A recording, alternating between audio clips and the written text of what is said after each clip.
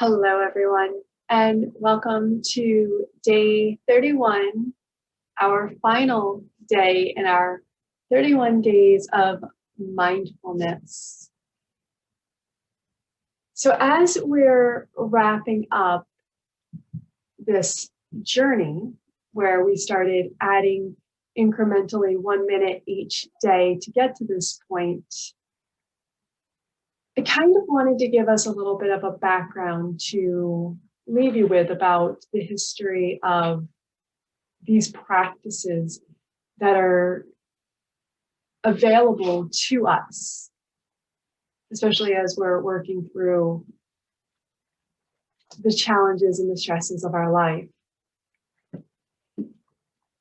When I started out 31 days ago, I had mentioned that there's this discrepancy between what corporations or hiring entities and employees were expecting.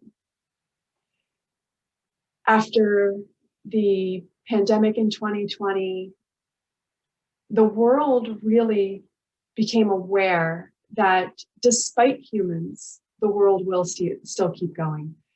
And we were so very fortunate to find ourselves in this inflection point where we finally saw and harnessed the power of technology in continuing and progressing life, despite everyone being asked to essentially shelter in place for some places for a very extended time, and in some places still to this day are being asked to refrain from going out and engaging in life as we had prior to 2020. And with terms like Great Resignation and all of these articles about employees quitting and demanding more, it can seem like it's almost this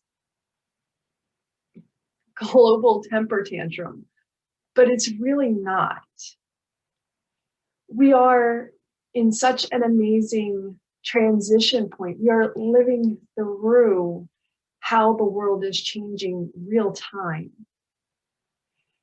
And transitions require skills and tools, and for us to be more innovative, more creative on how to handle new age problems, new age challenges that threaten to knock us off of our own individual courses. And so I don't think of these as bad things, that we as humans are really standing up and saying, not this is what I deserve, but more, this is what I require, or this is what I need, because this is really my life. We're no longer trying to shove ourselves into pre-existing molds. We're saying the world can change based on our situation because it has changed. We can have Zoom meetings and social events, though it's not the same, but we can have them. They are successful. We can also have our children and our pets come in at the same time, and we can all collectively laugh because we're all distracted. We became very human this last year because we had to start to appreciate, to understand, to sympathize that everyone has their own thing going on. So I could talk forever about that, but I'm not going to, because I'm going to tell you about how we're getting to this point. The ancient practices that are provided, especially in the West, seem new, and we're questioning them as we should. What really works? What are the right credentials? Where should I go? How do I know if this is authentic? Will it work for me? All these great things that we do, we question. And questioning is great because, again, Questioning is part of the process of taking us from here to there. It's part of the transition. It's saying, is there a better way? The ancient teachings, as it comes by way of many Eastern philosophies, but we'll stick with mindfulness and meditation, really is the culmination of groups of individuals, not one individual. This was not a practice that was sent from up high down to us, and that there's only one way to do it. Quite the opposite. A lot of these practices started out in very small communities where individuals had their own practices based on their daily living that worked for them. Even when, and we didn't get into it here in our time in the 31 days, but even when you get into mantras or sounds, it was over a significant amount of time, individuals or small groups of individuals just playing with, what happens if I do this? Where do I feel it in my body? And that was their whole life's work. I'm going to make a sound and I'm going to see what happens. How very scientific. Without all the technology to prove it, right? It was that faith, that hope, that belief, that deep down knowing that if I made this sound, it worked. If I sat quietly and watched my breath, it would change. And then those small groups came together and they began to influence them, or to influence each other, and to really change and shape and hone the practices into what was needed at those times. Sounds a lot like globalization, right? Where in the early 2000s, technology really helped catapult us to a point where there are no real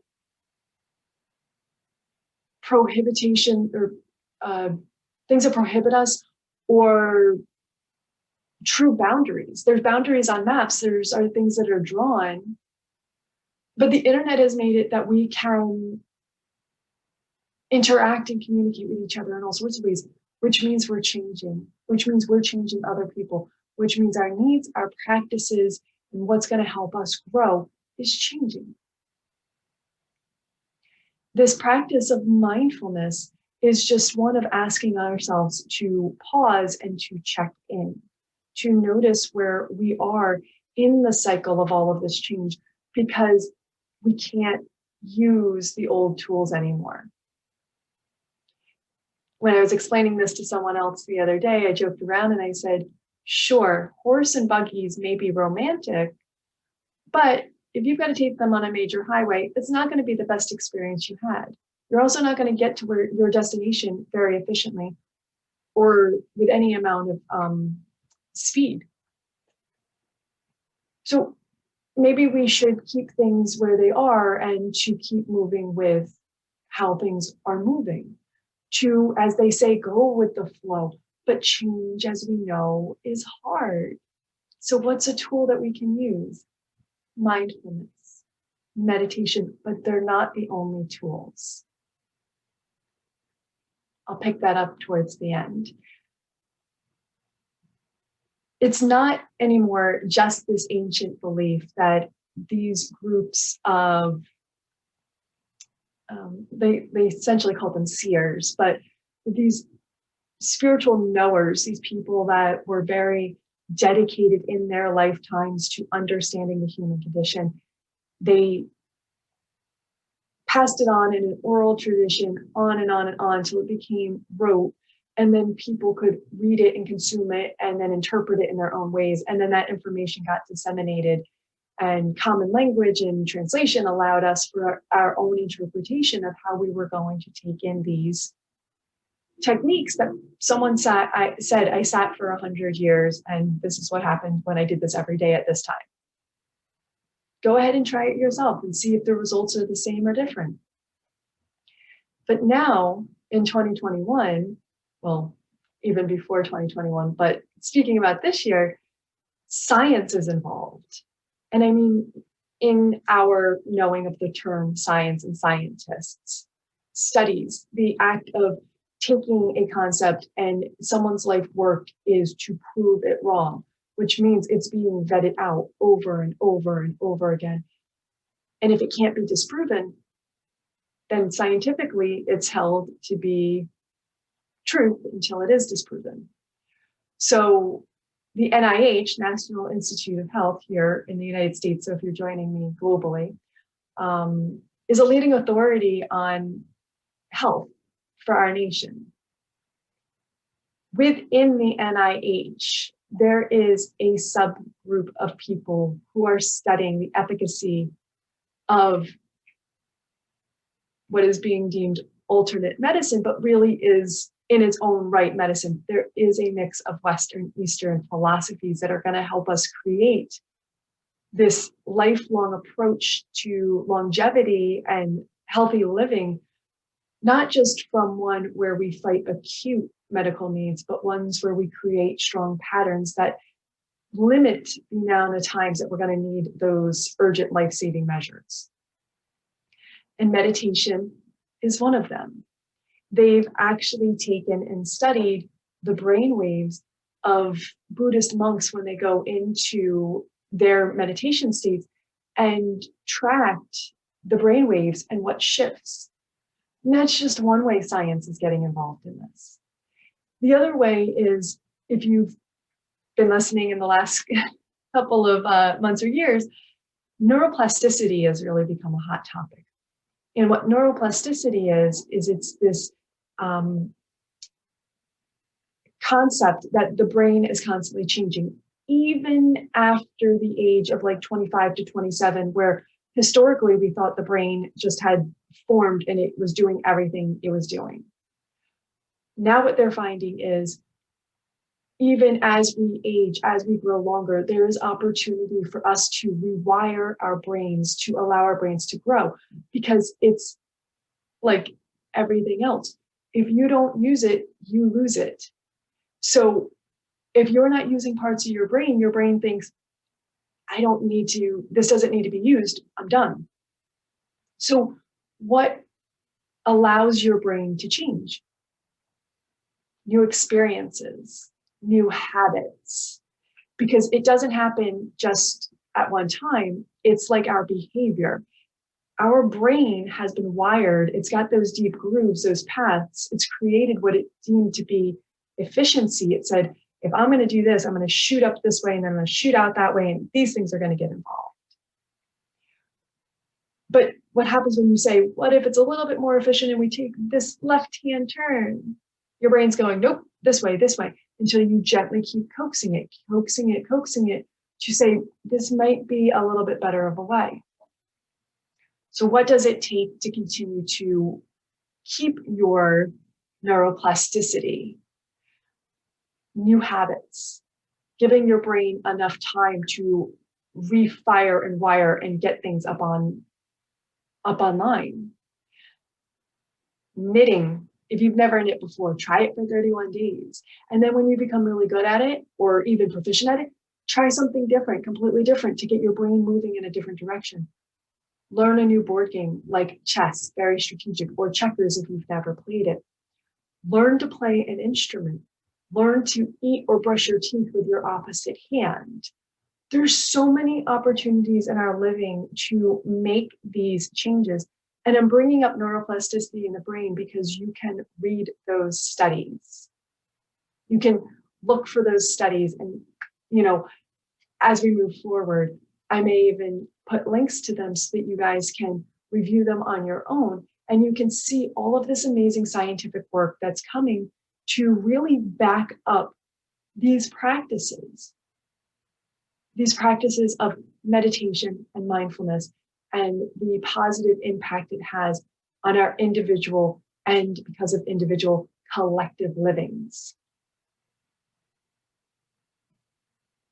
So I got a little nerdy there. But it's why I'm passionate about it. It's why I'm passionate that I think there's a way for all of us to find space, to explore, to really begin to understand what are our unconscious, deep-seated patterns, beliefs, habits. How do those deep-seated unconscious behaviors drive and influence our decisions as we move through this life?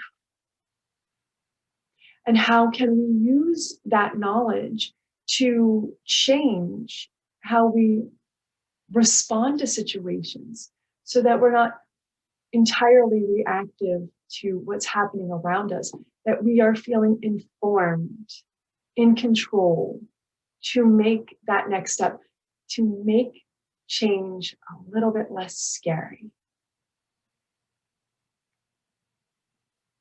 And that's really what we've started here in this 31 days. We got our brain firing in a different direction because we were doing something different. We were sitting and focusing on ourselves, becoming more mindful. So now your brain is involved. We started to impact our circulatory systems because we've learned tools like breathing that helps regulate the heart and the blood pressure so that when we get into situations, two things happen. We can realize when we're being triggered and elevated, and then we have the tools to bring ourselves back. Another nerdy science term, allostasis. The work of regaining balance through changing situations. It's not, this is my baseline and this is where I am, I'm bringing it back. It's your baseline constantly fluctuating and saying, based on these new changes and this new information, here's where I'm steady, and you finding ways to constantly bring yourself back into this very fluid change, this process of change. And that makes that less scary.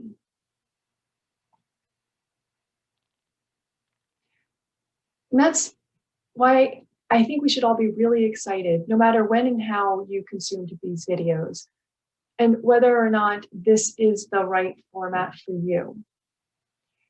You have the knowledge. You've now been armed with this information, and now it's really up to you how you choose to proceed forward. Today, tomorrow being day one. How are you going to take these last 31 days, these experiences, this time that you took, and how are you going to move forward with this conscious awareness that, one, you probably still have a lot of deep-seated unconscious beliefs, habits, patterns. We all do, unless you're a baby. We all have them. So we're going to be surprised when one comes up. But now we're going to be aware of it, which then too arms us with, well, how do I want to proceed?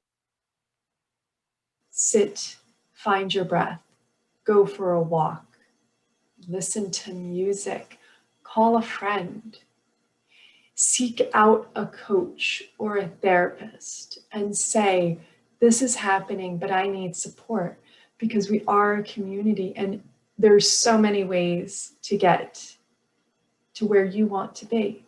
You don't have to do it alone. That was the message at the beginning of our time, that we were going to commit to doing something. We were going to be consistent, and that we were going to do it as a community. You can take that formula and apply it to how you move forward.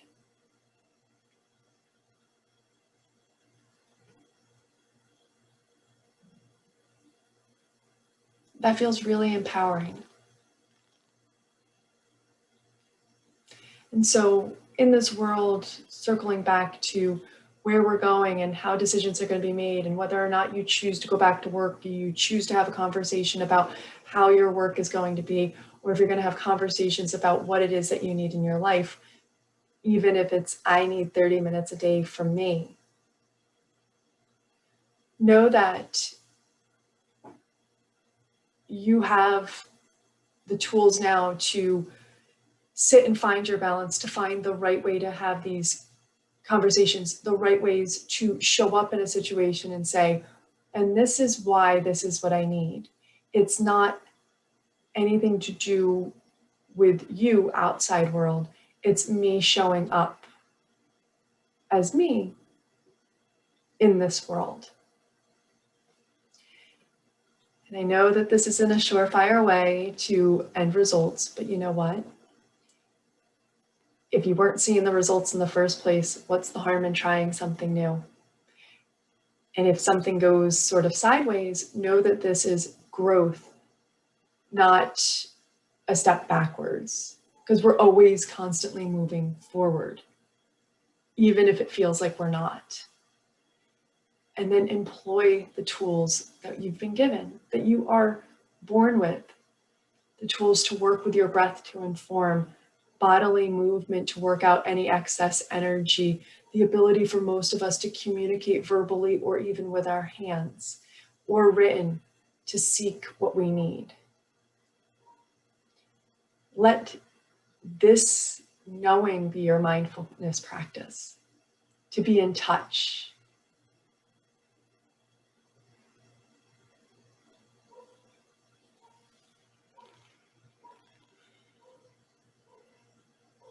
And so on our last day, let's take some time. Let's find some of that stillness and that quiet. Go gather whatever you need to find that comfortable position. You can lie down. You could sit down like I am. You can grab blocks, pillows, blankets. Before you get too comfortable, take a look around and notice what's in your space. Is something vying for your attention? You may notice that any distractions that you saw on day one may be shifting as well, because those distractions came on this journey with you. So if you had a pet that used to come in and distract you, maybe they've settled. If there's a child who's come to request your attention, maybe they're sitting with you. Let these distractions not create more turmoil, but let's use them as a way to use these tools, to accept that in this moment, this is what's happening, to be aware, to be mindful. And let's just arrive with the breath, noticing how does it feel to have the breath moving in and out of the body. Noticing how the breath moves in, however it's entering, either through the nose or the mouth. And you can begin to let the eyes gently close, or keep the gaze soft and diverted from any technological device that you can. Just allow that awareness of the breath, that curiosity of the breath and how it's moving today. Let that be where your attention resides for the moment. You may feel the breath just gently brushing along the top of the lip and entering in through both or maybe one nostril predominantly. And as you exhale, you may feel the breath moving out. Even further still, you can take your attention and detect any subtle shifts in temperature. Perhaps the breath coming in is a little bit cooler than the breath moving out.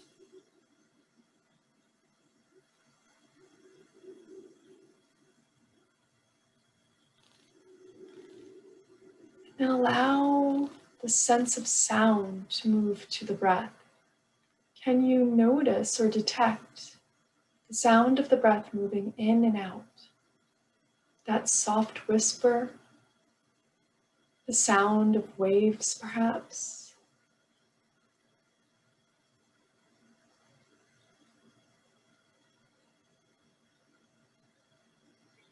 And then as the breath continues to move in and out, just notice the awareness of the temperature, the texture, the sounds of the breath. If tension is starting to leave the body, so the shoulders may continue with each breath to rest down a little bit further, a little bit deeper along the back, creating space between the tops of the shoulders and the ears.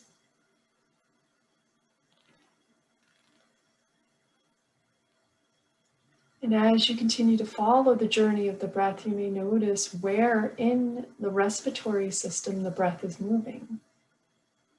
Noticing if it's stopping and residing in the chest, and how the movement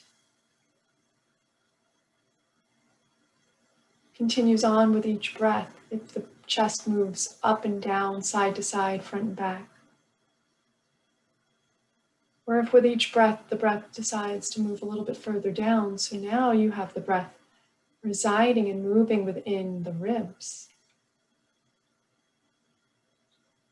Each of the lungs inflating on the inhale. And then as the air leaves the body, everything settles back down into this central line. And with each breath, maybe the breath grows a little bit longer, moving a little bit deeper down towards the lower belly.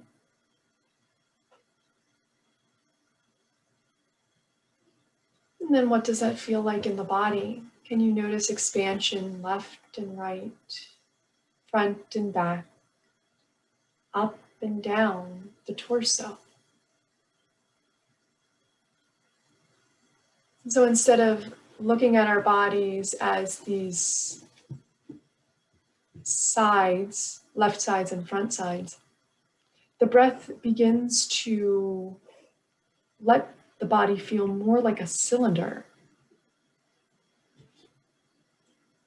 One where breath and energy can move in a very calm and rhythmic state, in and out.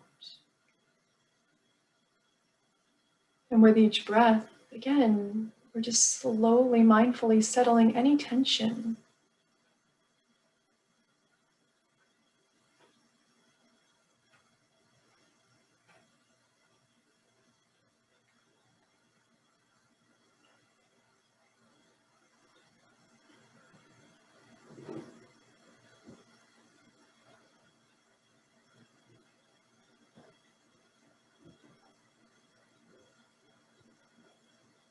Before we settle into a couple moments of silence, let's just gently bring the right ear towards the right shoulder, feeling the length along the left side of the neck.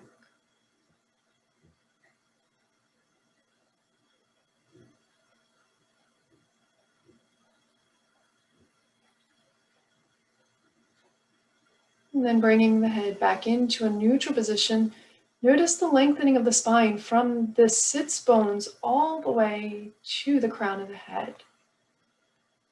And then left ear, left shoulder.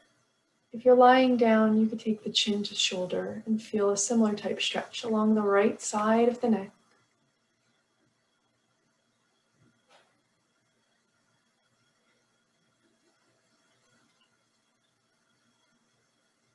And then coming back to center. And then if you're seated, you can tuck your chin towards your chest, just feeling the length along the back body.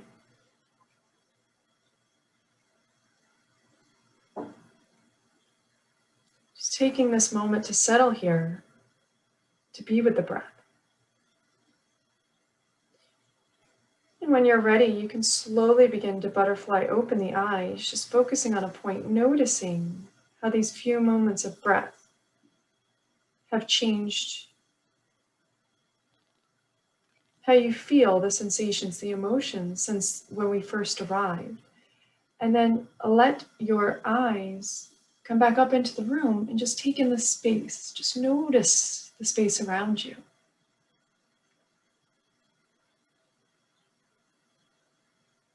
And with that, our 31 minutes, our journey, our 31 days of mindfulness is drawing to a close.